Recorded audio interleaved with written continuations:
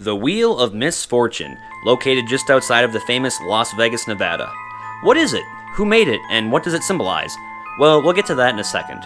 So I found this place on the web recently, and naturally I made the trip out to Vegas to check it out. And the night before I went out there, I actually was on Fremont Street and struck up a conversation with a rather sketchy fellow who was a local, and I told him that I was coming out here.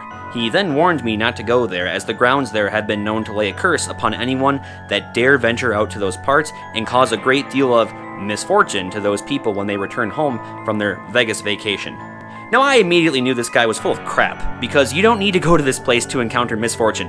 Heck, drink enough beer, go to a few casinos, hit on the wrong woman, you'll find a great deal of misfortune pretty darn quick.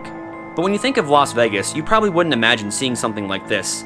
One would probably imagine casinos, gambling, drinking, hookers, cocaine, homeless people on every corner begging for change, promoters smacking cards of half-naked chicks on the palm of their hands, and showgirls walking around in skimpy outfits shaking their ass to the highest bidder.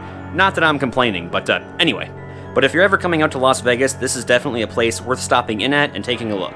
So to answer the first question, what is this place? Well, it's originally known as Three Kids Mine and sits just southeast of Las Vegas.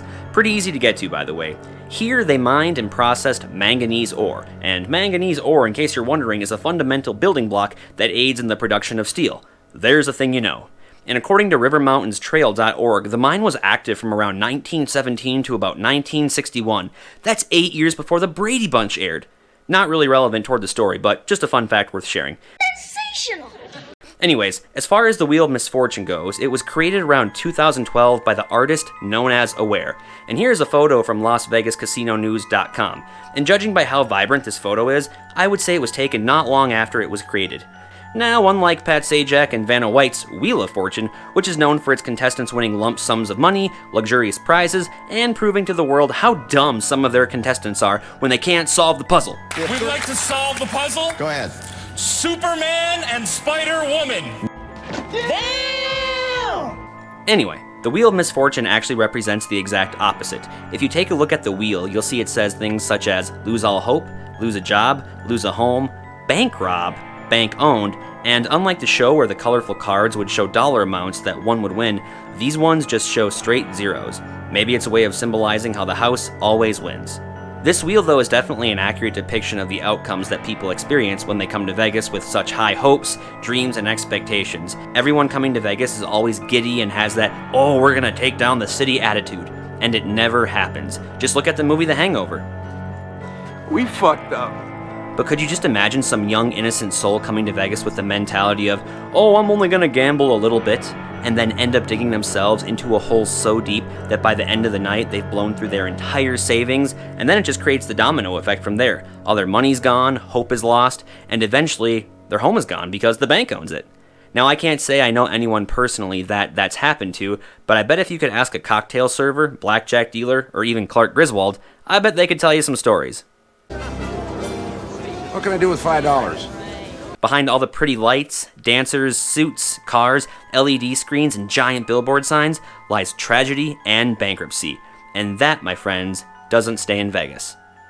Now, the Wheel of Misfortune was created on a thickener pit. Now, I'm no expert on these things, but from the information I've gathered, they can be used for extracting or concentrating the minerals or whatever it was they were mining for. In a sense, it kind of helps break down and separate things. But if you have a better explanation on how these things work, please feel free to share with the rest of us in the comments section down below. I would love to learn. Now, there is a total of 8 thickener pits out here, all covered in graffiti, and they have some pretty familiar pieces on all of them too. I think I saw Stewie from Family Guy on one of them, some Dragon Ball Z and anime characters, and some Pokemon too. So the sky's the limit as far as what you're going to see out there. Oh, and one of the thickener pits even had a makeshift skate park built into it. There was a rail and some quarter pipes, and it was a pretty cool sight to see. It almost kind of looked like a skate park out of the video game Tony Hawk's Pro Skater. Another one of the thickener pits actually had a skull painted in it. That was pretty awesome. A lot of the videos I've seen of this place really only showcased the Wheel of Misfortune, so seeing this was quite a surprise. And if you do have a drone, don't forget to bring it with you. It's one thing to see this place from regular eye level, but to have an aerial photo of it, 10 times better. And if you don't have a drone, you can buy one by clicking the link in the description. The link is for the same drone that I used to get all these aerials in this video. It's the DJI MAVIC Air 2, and it works wonders. And oh yeah, Also, watch where you walk when you're here because there is a huge open pit mine. I promise you can't miss it, but there is probably going to be some idiot wearing a blue Abercrombie & Fitch polo drinking a Bud Light that's not going to be paying attention to where they're walking, and he's going to end up falling down the hole looking up at the sky scared as shit, just like Injun Joe and Tom Sawyer and Huckleberry Finn.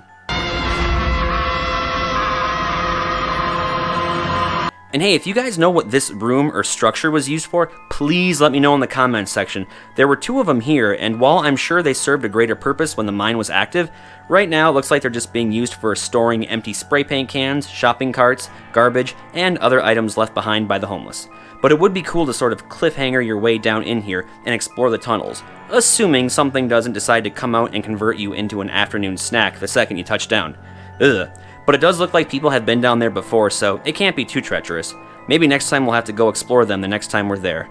But I got a small feeling if we do go down there, we are probably going to end up getting eaten by radioactive mountain lions or get eaten by cannibals. So if that happens, just make sure that you hit that like button and comment something random down below to throw people off. Until next time, this is Jesse's Drone Adventures signing off. And don't forget, gas prices and food may be going up, but the price of marijuana, heroin, and cocaine hasn't. So yeah, there you go.